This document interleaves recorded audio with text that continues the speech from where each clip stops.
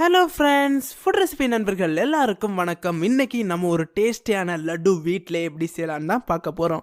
இன்றைக்கி செய்யக்கூடிய லட்டு ரொம்பவே டேஸ்ட்டாக இருக்கும். அது மட்டும் இல்லாமல் இந்த லட்டு செய்கிறதுக்கு ஜஸ்ட் ஒரு 3 இன்க்ரீடியன்ட்ஸ் இருந்தாலே போதும், சூப்பரான லட்டு வீட்டிலே ரெடி பண்ணிடலாம். ஸோ ஸ்கிப் பண்ணாமல் வீடியோ ஃபுல்லாக பாருங்கள். சுட சுட சாப்பிடலாம், சூடாக சமைக்கலாம். வாங்க வீடியோக்குள்ளே போகலாம்.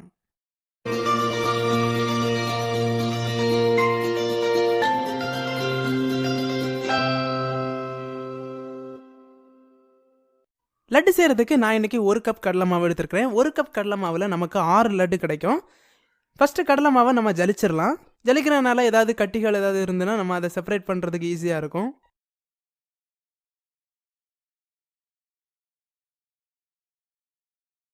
பார்த்திங்கன்னா ஜலிச்சாச்சு. இதோட ஒரு பிஞ்ச் அளவுக்கு சால்ட்டு சேர்த்துடலாம். கொஞ்சமாக ஃபுட் கலர் ஆட் பண்ணியிருக்கேன். நான் இன்றைக்கி ஆரஞ்சு கலர் ஆட் பண்ணியிருக்கிறேன். இப்போ எல்லாத்தையும் ஒரு தடவை நல்லா மிக்ஸ் பண்ணி விட்டுக்கோங்க. மிக்ஸ் பண்ண பிறகு நம்ம தண்ணி சேர்க்க போகிறோம். தண்ணிக்கு அளவுக்கு பார்த்திங்கன்னா 1 கப் மாவுக்கு 1 கப் தண்ணி சேர்க்க போகிறோம். அந்த 1 கப் தண்ணியையும் கொஞ்சம் கொஞ்சமாக சேர்க்கணும். ஃபஸ்ட்டு ஒரு 1/2 கப் சேர்த்துடலாம். சேர்த்துட்டு நல்லா மிக்ஸ் பண்ணி விட்டுக்கோங்க.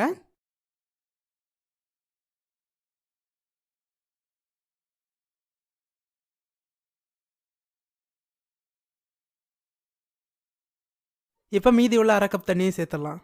நல்லா ஸ்மூத்தான டெக்ஸ்சரில் வரைது வரைக்கும் நல்லா மிக்ஸ் பண்ணிக்கோங்க.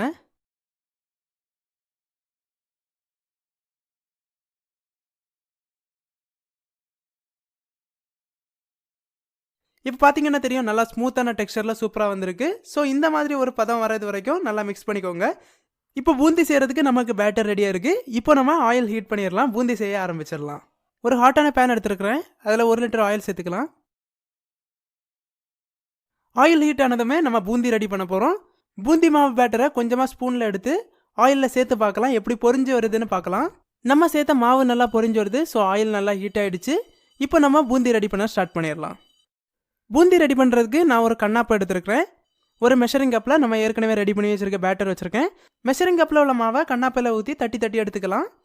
அப்போ நமக்கு கும்பலாக நிறைய பூந்திஸ் நமக்கு கிடைக்கும். இதே மாதிரி தட்டும்போது ஒரே இடத்துல தட்டக்கூடாது. ஒரே இடத்துல தட்டினா நமக்கு எல்லா பூந்திஸும் ஒட்டிக்கணும். ஸோ அதனால் சுற்றி சுற்றி தட்டி எடுத்துக்கோங்க. இப்போ பார்த்தீங்கன்னா தெரியும், ஒன்று ஒன்றா ஒத்த ஒத்தையாக எவ்வளோ சூப்பராக வந்திருக்குன்னு.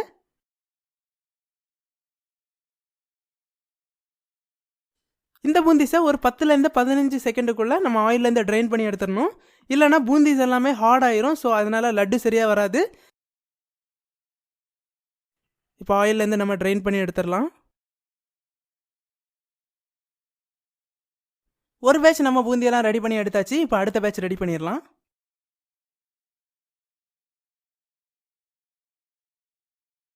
நான் எல்லா மாவுலையும் பூந்தி ரெடி பண்ணி எடுத்துட்டேன். பார்த்தாலே தெரியுது, ஒத்த ஒத்தையாக கலர்ஃபுல்லாக சூப்பராக வந்திருக்கு.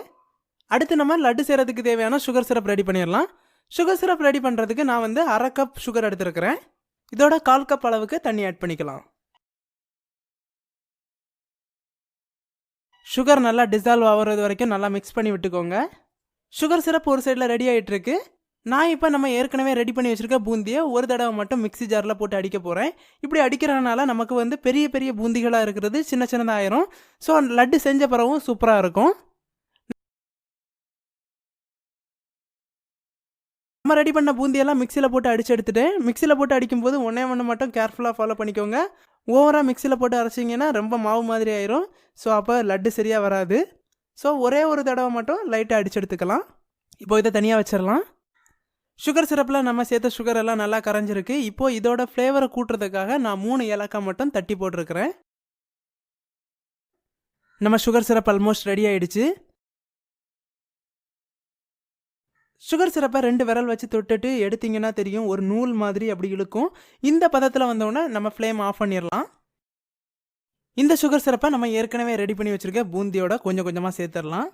இந்த பதம் ரொம்பவே முக்கியம். ஏன்னா கரெக்டான அளவுக்கு சுகர் சிரப் சேர்த்திங்கன்னா தான் லட்டு உருண்டை பிடிக்கிறதுக்கு கரெக்டாக வரும். ஸோ அதனால் பூந்திக்கு தேவையான அளவு மட்டும் சுகர் சிரப் சேர்த்துக்கோங்க. இப்போ எல்லாத்தையும் நல்லா மிக்ஸ் பண்ணி விட்டுக்கலாம். நான் எல்லா சுகர் சிரப்பையும் ஆட் பண்ணிட்டேன். நான் சொன்ன அளவுலேயே ஃபாலோ பண்ணிங்கன்னா கரெக்டாக வரும். ஸோ அதனால் அதே அளவில் ஃபாலோ பண்ணிக்கோங்க. இப்போ எல்லாத்தையும் நல்லா மிக்ஸ் பண்ணிக்கலாம். மிக்ஸ் பண்ண பிறகு ஒரு 1/2 மணி நேரம் மட்டும் நல்லா ஊறட்டும். அதை தனியாக வச்சிடலாம். இப்போ 1/2 மணி நேரம் ஆயிடுச்சு. பார்த்தீங்கன்னா இந்த அளவுக்கு வந்திருக்குது. இப்போ நம்ம உருண்டை பிடிக்கிறதுக்கு ஸ்டார்ட் பண்ணிடலாம். உருண்டை பிடிக்கிறதுக்கு முன்னாடி கையில் ஆயில் இல்லைனா கீ அப்ளை பண்ணிக்கோங்க.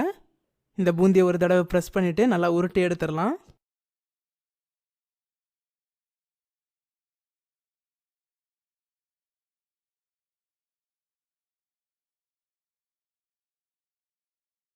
பார்த்தீங்கன்னா தெரியும் எவ்வளோ சூப்பராக அழகான லட்டு சூப்பராக ரெடியாக இருக்குது.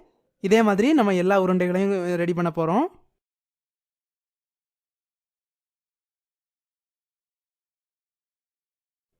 ஃபஸ்ட்டு ப்ரெஸ் பண்ணிக்குவோம். ப்ரெஸ் பண்ணிவிட்டு நல்லா உருட்டி எடுக்க போகிறோம்.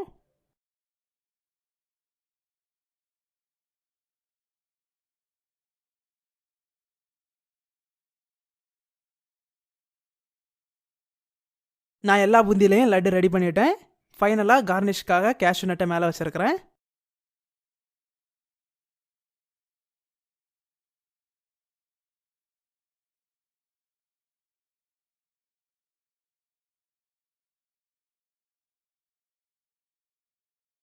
அவ்வளோதான், நம்ம சூப்பரான லட்டு வீட்டில் ரெடி ஆகிடுச்சு. பார்த்தீங்கன்னாலே தெரியும் எவ்வளோ கலர்ஃபுல்லாக சூப்பராக இருக்குதுன்னு.